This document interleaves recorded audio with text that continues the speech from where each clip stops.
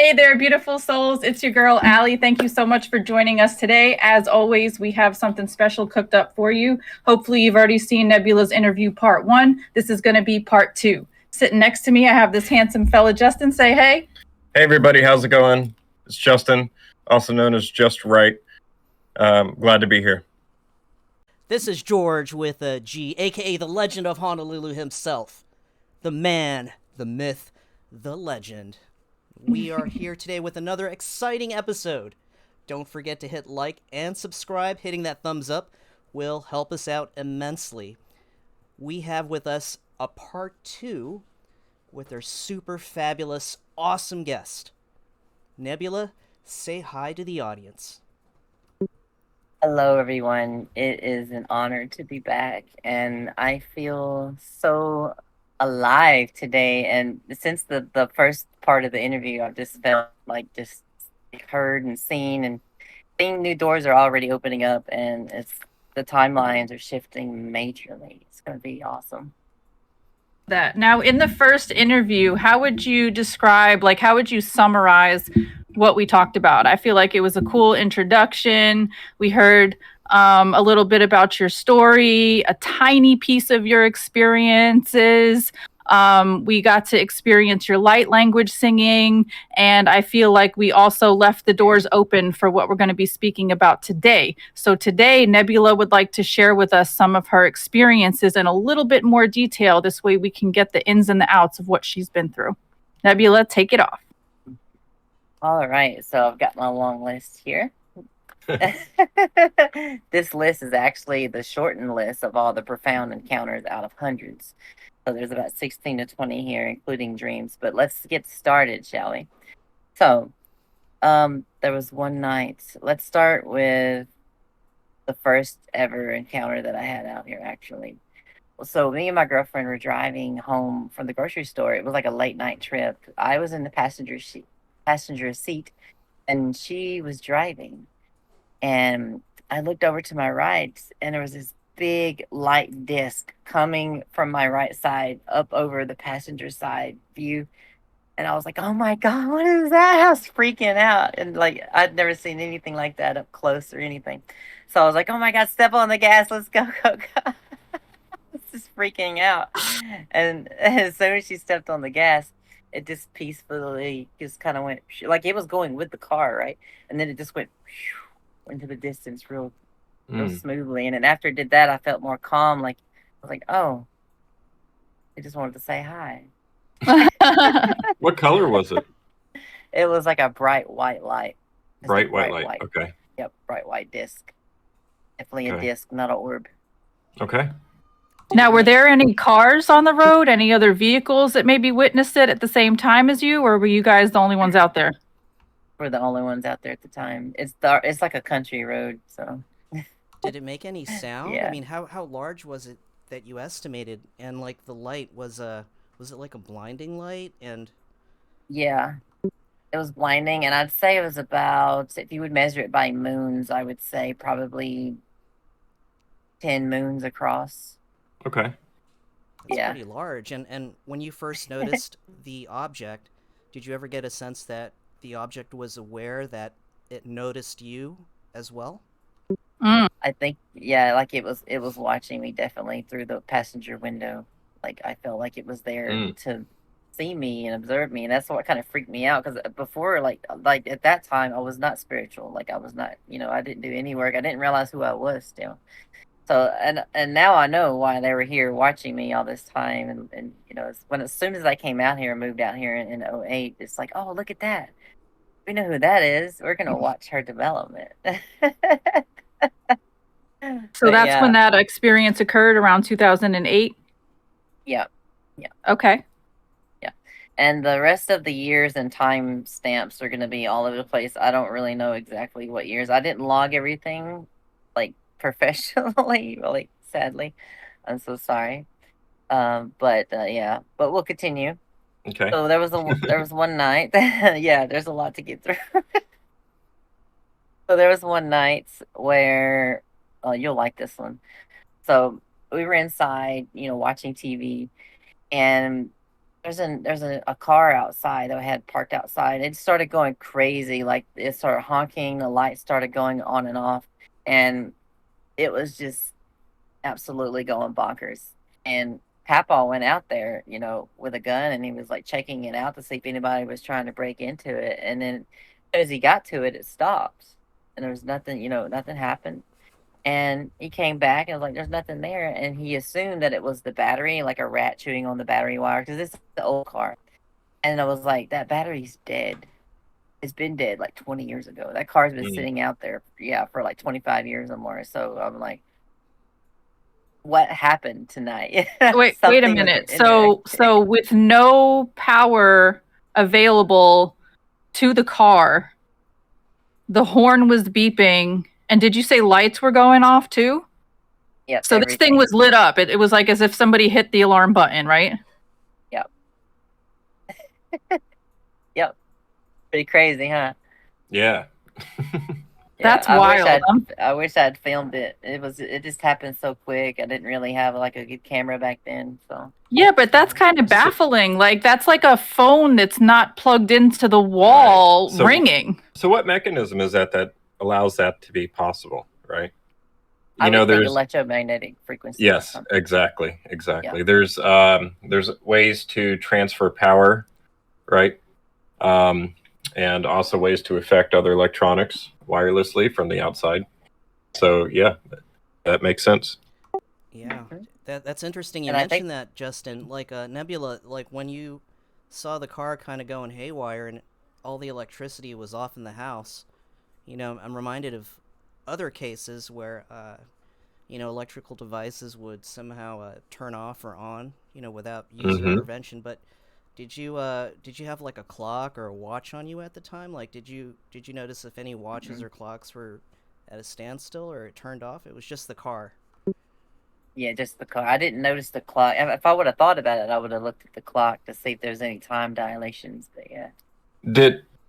When this occurred, did everything around you seem still? Was like birds chirping before and then they weren't, or like crickets, or it was so long ago. Let me see. We have so many questions, and she's only like this far into her life.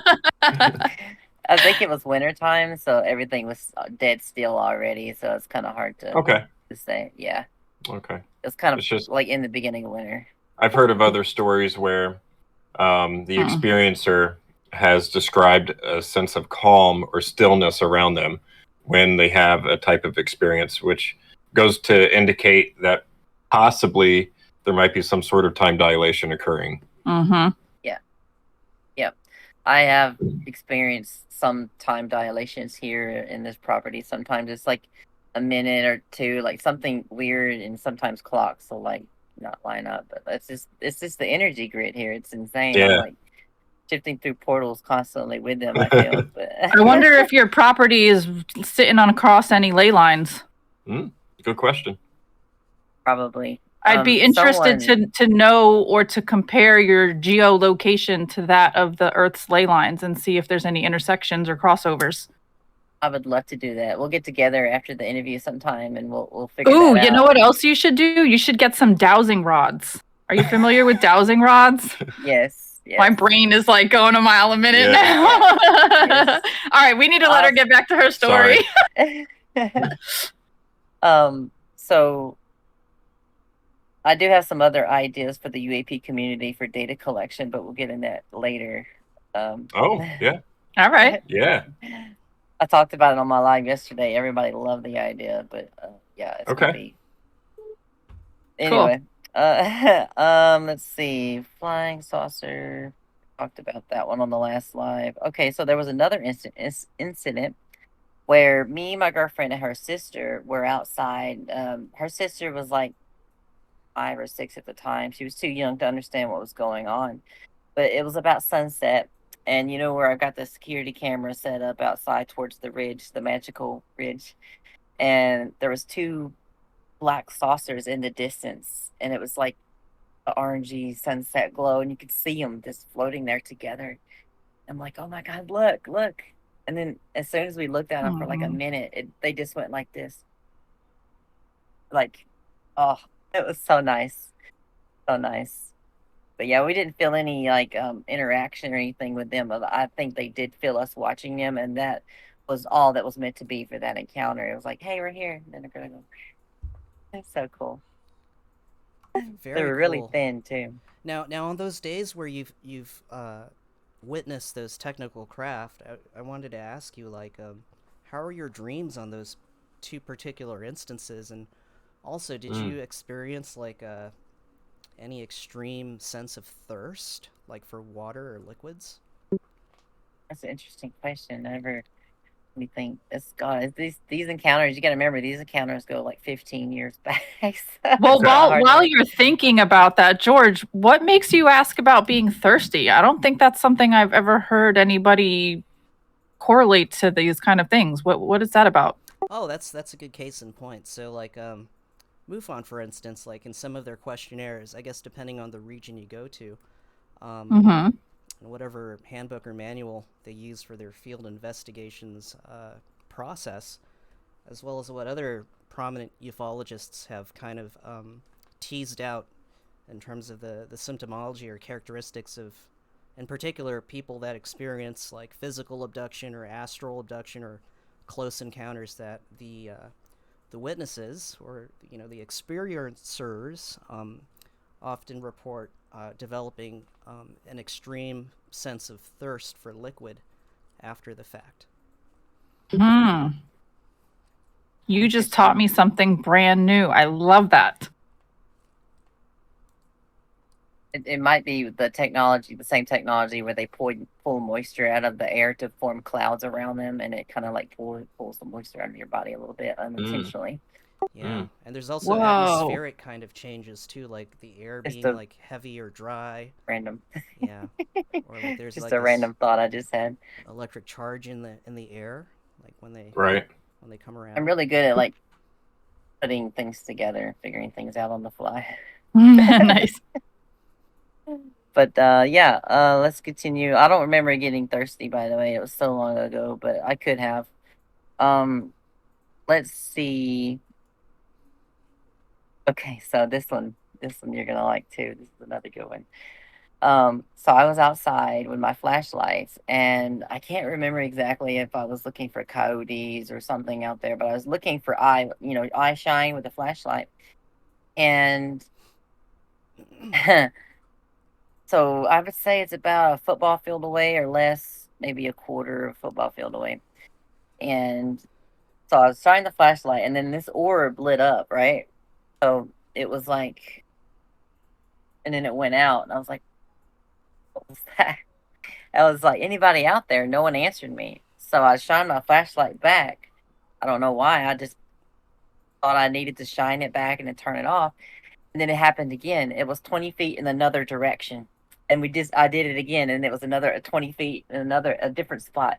And we just went Wow. back and forth, and it was so magical. And I'll never forget it. I'll never forget that encounter.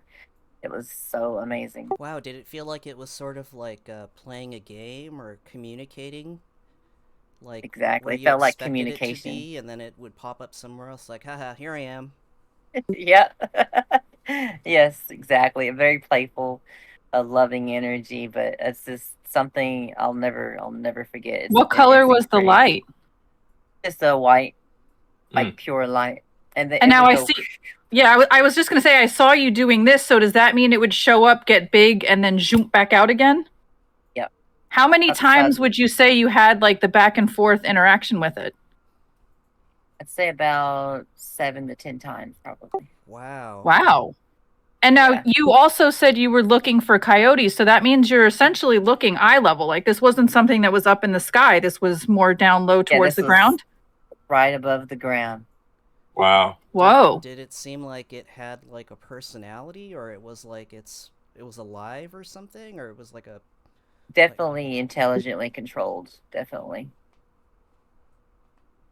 Did you experience at the time any kind of like telepathic like download or connection with it? No, not that night. It just felt like one of those moments. You just have to be in the moment. So nice. That You're in the flow experience, state. yeah, exactly. That experience though reminds me of a a time on Skinwalker Ranch. I think they were like walking around investigating some weird burnt tree or fence post, that wooden fence post, and then all of a sudden out in the field, like a couple 100 yards away, there was like a purple light that they went to go investigate. Right. It reminds me of Nebula's experience with this responsive orb that was, closer to the ground compared to being up high in the sky. Mm-hmm. That's significant. And who knows? It could have been more than one. They could have all just been sitting out there, like kind of going off. Right. That's a good point. You never know. Right. Did you go the next day to the spots where the orbs materialized and see if there was any like burn marks around any of the trees or foliage? I did, but there was nothing. There was nothing there. Not a trace. And there was another time, but we have garden lights out there now. And there's a one night where my girlfriend saw it. I was turned around, and one of the garden lights, or we thought it was a garden light. We don't know if it was a garden light or if it was a UFO pretending to be a garden light, but it just took off straight up. So, yeah. Well, that wasn't a garden light. Yeah, No. there's so many garden lights out there. Some are missing and some are still there, so it's hard to tell which one it was. And like it was just, but man, that was interesting. But let's see. Let's talk about the I don't want to say it. I'm just gonna tell you. So there was one time where we were in the backyard and I was taking my dog, for a nighttime bathroom trip. And me and my girlfriend were out there, and we heard walking in the woods, like leaf crunching, and it sounded like bipedal. So I was like, "Is anybody in the woods? Anybody there?" And nobody answered. So there were some rocks nearby. So I got some rocks, started tossing them in the woods to see if it was an animal that would run. Yeah. And then I kid you not, from me, I'd say 5 feet in front of me, I threw the rock and it sparked. And it went off to the right, and there was nothing there. And I looked over to my girlfriend. I'm like, "It's time to go back inside now." Yeah. Sparked as if it bounced off something metal? Yeah, with no sound too. Just Like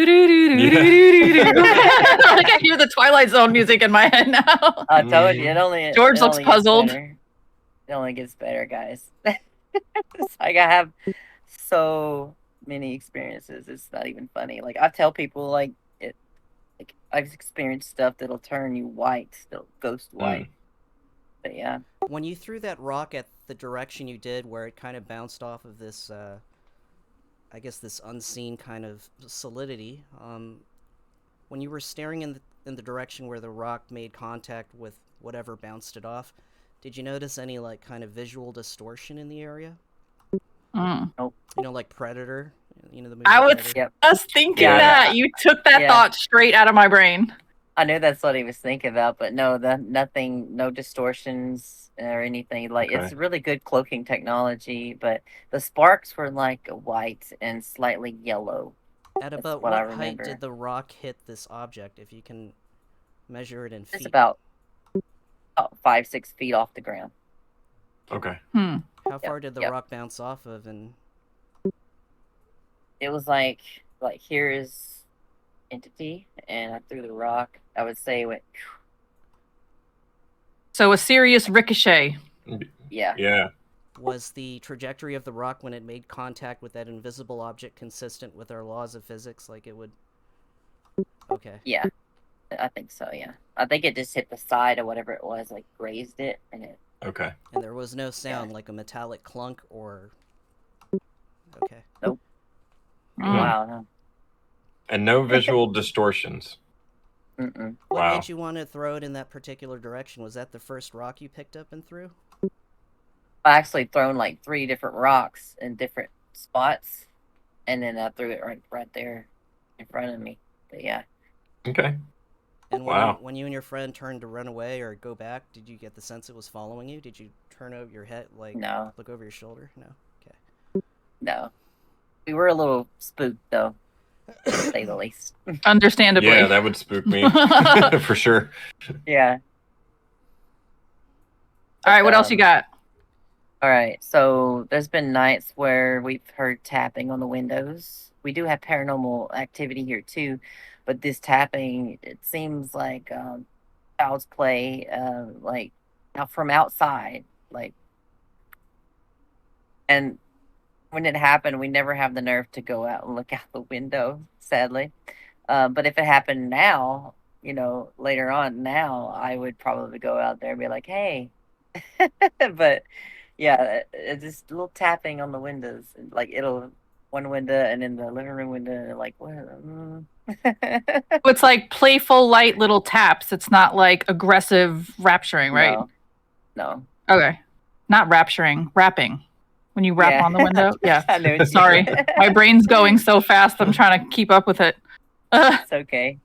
Yeah, there's a lot to download today. Oh yeah. So I think this was about 3 Decembers ago.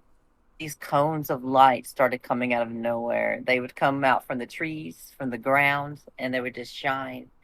And they were very dim. Like if you didn't look close enough, you wouldn't be able to see them, but you could see them like they were analyzing the trees or the ground. They would come from the sky, the ground. And one time it shined into the living room, and I think that was like the last one. It shined right. We have a big glass door in the living room, and it shined right into the living room. It shined us, and I was like, "Whoa!" And that was something. And then it was over. We Did didn't any of feel the light- anything odd. Did any of that light in that living room incident hit your skin? I think so, yeah. Did you I get- was directly in front of the window. She was off to the left, but yeah. Did you get like any kind of sunburn the next day, or rash, or itch? No. It's like a Okay. little camera flash almost. What was Yeah. your feelings It was- at the time? I mean, I've What was already your experienced emotions? a bunch. I was already experienced a bunch by then at that time, and I was like, "Hey, look! I guess they're here tonight." Okay. I was excited, and then I went outside and looked for them, and they were gone. And I was like, "Okay."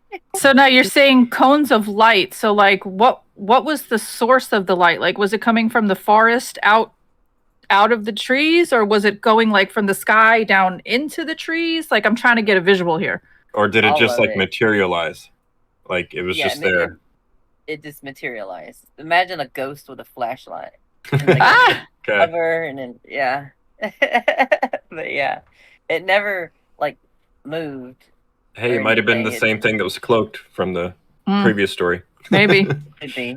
I think there's a lot of ETs that come and go in this spot, and they do a data analysis of the area or absorbing energy. They just do lots of different things. But yeah, I actually had one of these cones of light way further back when I first got here. I was sitting at the end of the road. I used to wait on my girlfriend when she got off work, and I was sitting on the ground, and then all of a sudden, like, and it was like that with like, and it quit, and it was like a circle around me, and it was a light, and it was gone. I was like, what was that? But yeah. At Any this- physical sensations with that experience? Sorry, George. Oh, it's okay. I think the air was actually really quiet, and it wasn't wintertime. It was really still. Yep. Now, Yep. this may be a stretch, but I've been watching a lot of UAMN TV lately, and they've been talking about Bigfoots and cryptids and dogmen and fairies and all kind of things. Is your area prone to or known for having any kind of like cryptid Bigfoot type sightings? I'm just curious. Yes. Some people they've spotted a hellhound in the woods. Oh, Yeah. There's dark shadow figures. There's weird noises sometimes at night, and like I need to get audio set up out there. But yeah, we have caves out there too as well. I'm sure it connects to the cave systems and stuff. But That's Yeah, a very interesting correlation that is very interesting with because caves. Yeah. yeah, I also saw something recently where there was four maps. One was showing, it was like a map of the United States, and it was showing all of the different limestone and lava caves and where those are prevalent. Then underneath it was showing where there have been missing people, like where people have gone missing from, and they kind of match up. And then there was another map that showed where all the UFO sightings were, and then there was another map that showed where all the cryptid Bigfoot type of sightings were. And it's not exact, but there's enough of like correlation. Yeah, there's like, it's like if you compare where these things occur and where these people go missing from, it's all kind of in this, like right along the coast of California, like the whole east side of the United States, right, like the middle part of the United States where like Utah and all that is, that's like a dead zone.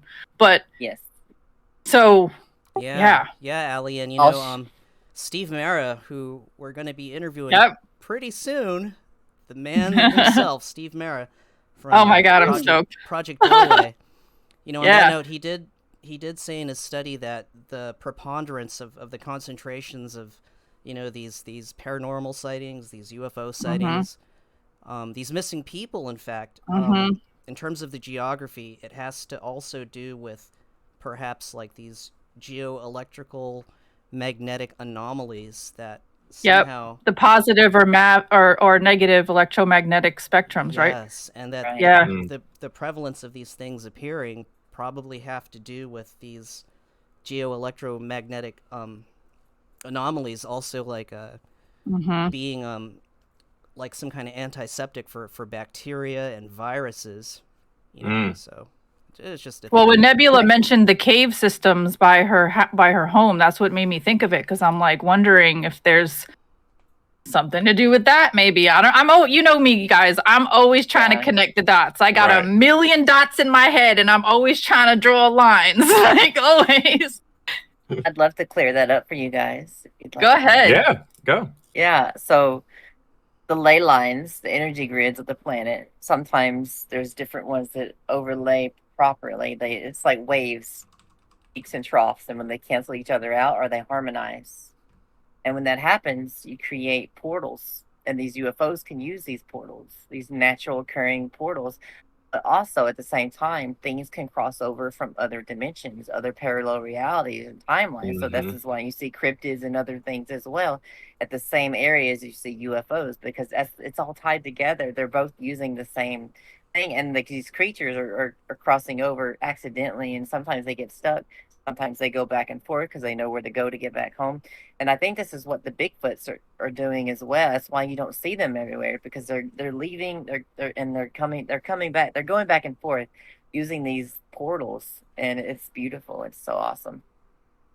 Very interesting. I'm reminded of. I think we can. Oh, sorry about that. I really quick. I'm reminded of something I watched about how this Native American, I guess, elder. Was in a conversation with, I guess, this ufologist who wanted to understand and see Bigfoot, and the chief, the Native American chief, was like, "Have you ever seen Bigfoot before?" And then the dude was like, "No, I haven't." And then the chief was like, "Yeah, that's good, because if you saw Bigfoot usually appears to people with an unclean heart or unrighteous spirit. So because you haven't seen Bigfoot, I can bring you into my tribe." Wow. That's awesome. Wow. So that was like a qualifying factor. Yeah, to interview with that fella. Interesting. Yeah, I haven't seen very Bigfoot. interesting. You haven't? I've heard a werewolf once. Allie's face. It's funny because I'm an animal lover, and we've got 4 dogs here, and I'm like thinking of like my sweet little puppy dogs' faces, and then I'm like in my mind comparing it to like a 7 or 8 foot or 9 foot werewolf, and I'm like, I would probably pee my pants. Like, I'm not even joking. Like, if I came face to face with one, I'd be like, ah! Yeah. I'd never want to come face to face with a werewolf or a dog man, but I'd like to think that I could handle it, or but Skinwalker, or I mean, I'm sure there would be some sort of visceral reaction that is out of my control, Yeah.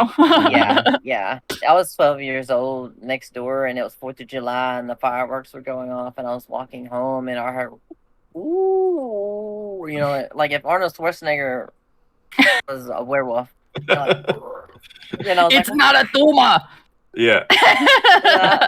So I heard that and I ran home. I slammed the door as hard as I could. And I was like, nope, nope. Could have been a Bigfoot, but I'd say it was a werewolf dog man, definitely. But yeah. But we've got about 8 minutes left. Let's see if we can go through another sighting here. Sure. I had the military follow me one time. When I first started seeing things, there was a military jeep that followed me all the way to the grocery store, and it circled, and they were looking at me like intentionally, like to make sure that I saw them watching me. I think they were scoping me and my reaction, seeing if I was a threat of any kind. And at the time, I didn't have any social media presence or any connections, so I wasn't really, a big concern. But How do you know it was a military vehicle? I'm sorry, I didn't mean to cut you off. No, you're good. It was the camouflage, and they were wearing the army. Oh, it was straight up military. Okay, I'm thinking like all black, blacked out windows, or No, just straight up military. They wanted me to make sure they knew they were military and they were looking at me. But yeah, they like they wanted you to see them looking at you. Yep. Okay. Because they slowed down. They slowed down and were like looking at me as they drove off, and then they sped up once they got past me. Nebula, what very interesting. What precluded this? I guess this stakeout. What happened prior to that the military started following you? I don't know. It's probably just all the close encounters that I had. All that stuff happened. It's kind of hard to create a timeline with everything. It's all jumbled in my brain. But we've had mountain orbs. We've had orbs come up from the mountain, just pop out, and I've got that on tape, like twice. I've got some of this stuff on tape, but yeah, and those are usually orange in color. I haven't seen those in years where they just come up and pop out. But we're installing the front porch camera now. So hopefully we can catch, one of those soon in that area of the sky. And we had one go down. It was like went all the way across the sky and it went down over the horizon, the distance, and looked like it landed. And it was way too far away to even, catch on to go walk to. And we had red triangle formation come up out of the woods. It was like a whole formation of red dots, and it just come out of the woods. And our neighbor saw it. My girlfriend's uncle next door saw it, and it went up and it went, phew, and they were like, "Come outside, come outside." And I was like, "What's going on?" About the time I got out there, I only saw like 2 of them fading away, but it was a whole bunch of them. And then let's see, there was a big triangle that flew over the house one time, and it was really close, like a stone's throw away. It was amazing. What did the triangle lights look like? They were actually red. Yeah, I can still hear you. Okay, cool. I'm just going to turn my cam off. Okay. It was red and blue, and like a normal plane, like red and blue, but they weren't blinking. They were solid, and the whole thing was stealthy looking, like black, and I could throw a rock at it. It was so close over the house. And it went over, and like it was hovering, and it kind of turned, and then it just went over, and slowly left. And I was like, "What?"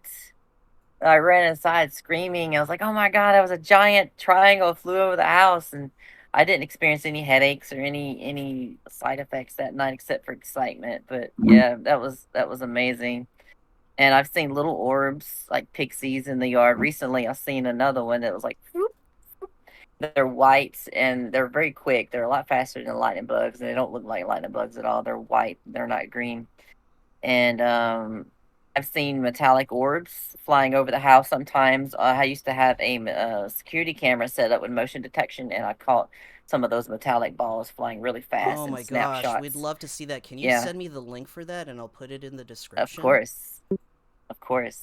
But yeah, that pretty much covers all the physical contact. I've had some dreams and stuff. So let's see. So you experience these sightings fairly regularly in terms of the frequency. Mm-hmm. You don't think these sightings are random or unintentional, do you? Mm-mm. Definitely intentional. What do you believe the intent of the preponderance and degree of these sightings are, especially when they appear to manifest in different forms? A second.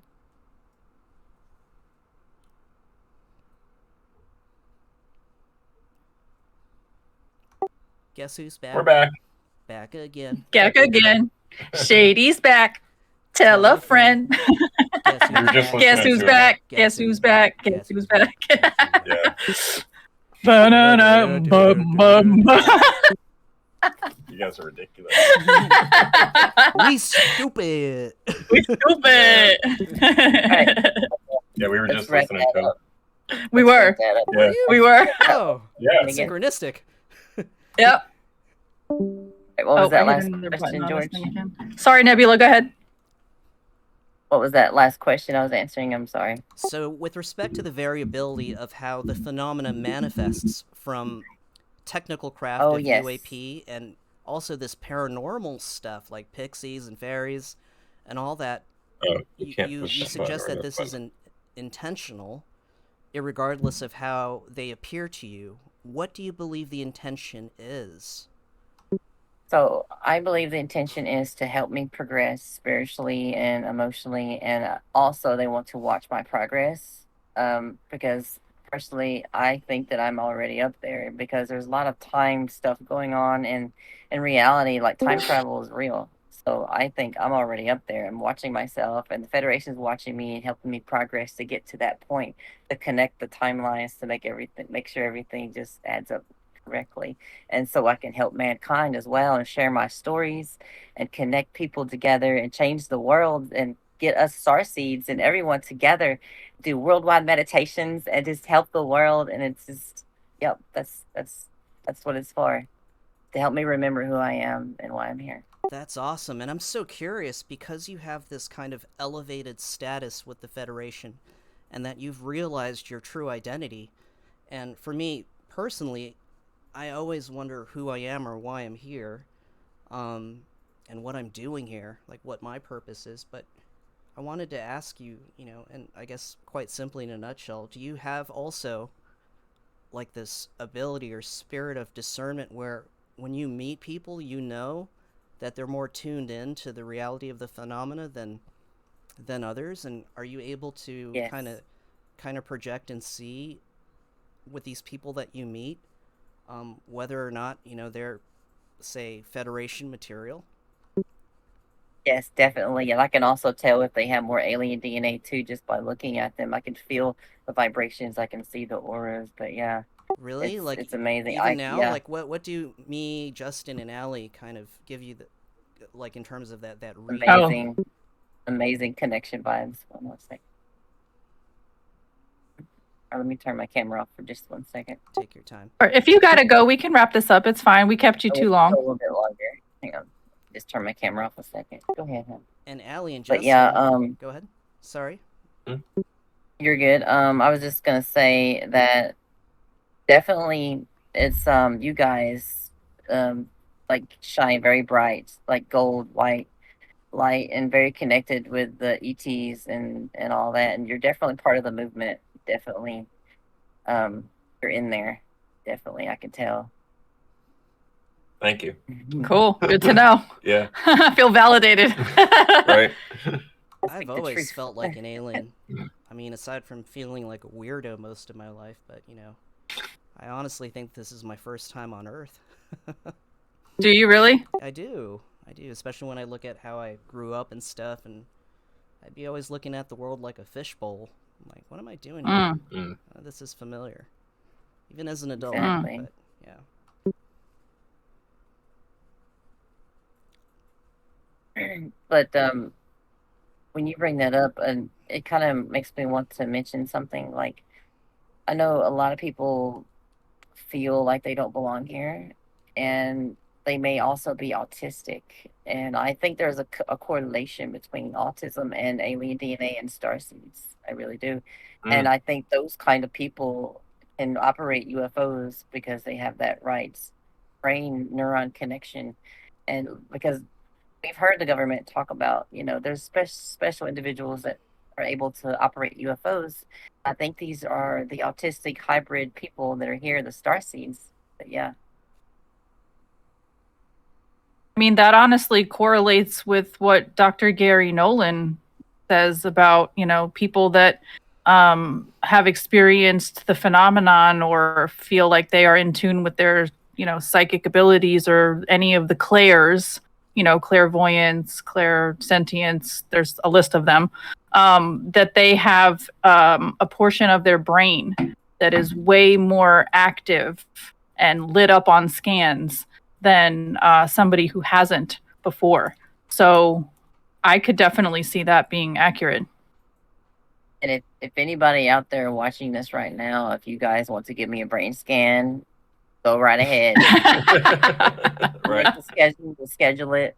We'll do some experiments. I'll remote view and while I'm under scan and see what happens. I'd love to be part of some kind of study and connect that bridge between science and spirituality and aliens. Like I'm here to provide. And, yeah. I love that. I'm here for that for sure. Before I go, I'd like to share my ideas for the UAP community. I'll be posting a video about it in the UAP community. But my first idea is to create an AI system to auto-detect UFOs on camera, like to weed out the planes and other things, and have the software detect something that's solid. And if it's not on the satellite radar or plane radar, we'll have it all connected up. It'll record it and be like, possible UFO, log the time, everything, the atmosphere. Right. Every little data that we can put in there, we can all of it, all in one, boom, video data. And also maybe you can connect a drone to it to like deploy if it's a possible UFO and nothing else, and deploy the drone, and it would go to it to put a flashlight or a laser, and it would like try to communicate. Oh, and cool. And it'll record too, and it'll just come back down and land and charge up again. But yeah, I think that'd be a cool idea. And my second idea, so I think it's called the Murkoff mirror, and there's other devices where they're designed like sacred geometry in certain shapes. So if we play the right frequencies inside of these shapes and meditate inside of these things, we'll be able to see the future, the past, and communicate with the ETs more properly, and even see into other dimensions. I want to we need to do some research on these devices. These devices exist. There's 2 of them. They never got finished because they were unalived before they could finish, which puts me in danger even just talking about this kind of idea. That's why I want more exposure. I want to be seen by everyone. And it's not an ego thing. I meant to say that on the first part of the interview. This is not an ego thing whatsoever. I have no ego. I'm just here to help the world and help everyone understand. But I want to create this device. I want to look at these blueprints, and I want to work with some scientists, and I want to build these devices. And when the ETs get here, they're gonna be like, "Hey, you're already built. Well, here's the upgrade." Right. I like those But ideas, Nebula. And with those 2 ideas, really quickly, the first one in terms of developing an AI to differentiate prosaic objects in the sky versus anomalous objects. Mr. Lato from the Lato Files, he's working in conjunction with Sky 360. These are cameras to set up all around the world, but the only component that they need, right, Justin, is the AI piece that needs to do that. Justin, can you talk a little bit about that? Yeah, well, the last time that I had checked, the camera system itself is almost all the way, developed. I think they're coming out with the alpha build. I think it's just down to the AI software that they need help with. That's where Nebula steps in. Yeah. And for those that are listening that are unaware, on the UAP Society, our captain of the ship, Chris Lato, he's holding a contest right now to where if you make a video about an idea that you have that can contribute in any way, shape, or form to the studying of the UAP phenomenon, he wants to hear it. Right. To collecting data. We need people to come up with cool ideas, just like Nebula just expressed, and to make a video about it. Now, we're not judging the video itself. We're judging the idea, exactly, the idea behind the video. So if anybody listening wants to collaborate with Nebula or has an idea of their own, please make sure to check out UAP Society Discord server. The prize for first place is $1,000, and second place is $500. So it's definitely worth the time, effort, and money you may put into it.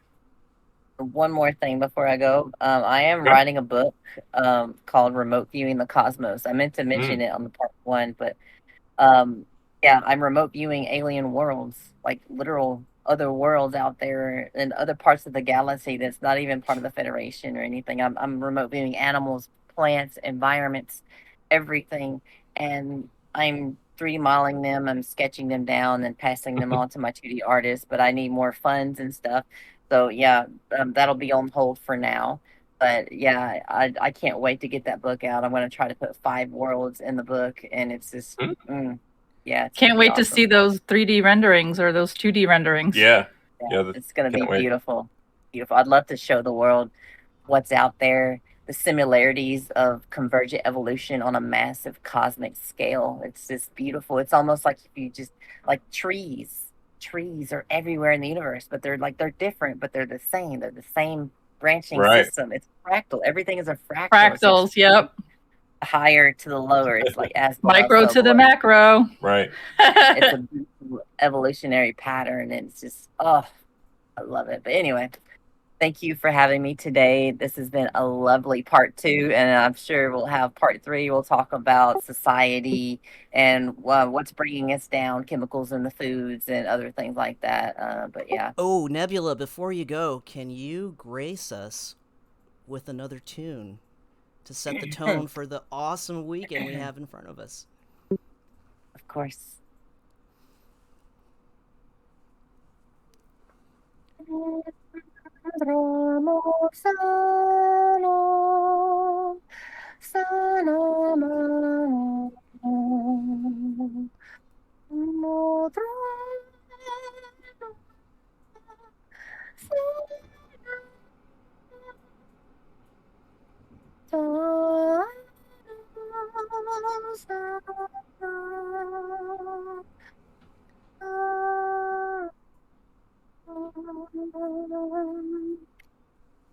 Namaste. Namaste. Thank you. Thank you. Very welcome. And we'll see Stay you for tuned part for the next 3. part. Yes. Yep. Yep. Jinx. Excelsior. All right. Bye, guys. All right. See you next time. Yep. Good talking to you guys.